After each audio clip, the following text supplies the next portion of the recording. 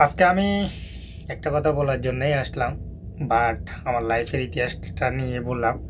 লাইফে একটা ইতিহাস হলো, আমি একটা মেয়েকে খুবই নিজের থেকে বেশি ভালোবাসতাম।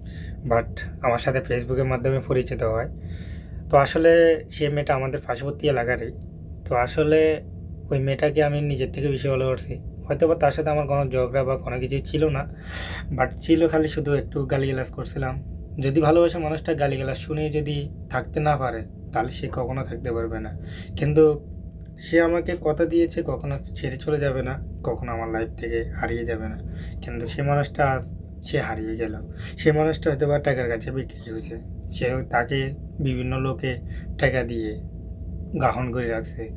আসলে আমার প্রিয় মানুষটাকে আমি হাজারো কল দিচ্ছি, সে কলটা রিসিভ করতেছে না। হাজারবার কল দিছিলাম, কিন্তু প্রিয় মানুষ কলটা রিসিভ করতেছে না। আরও উল্টা ব্যবহার করে আমার সাথে কেন বা কল দিচ্ছি। কিন্তু তোমার ভালোবাসা আমি মুগ্ধ হয়ে গেলাম। কিন্তু সে মানুষটা একটাবারও কলটা রিসিভ করে না। এটাই আমার ভালোবাসা ছিল।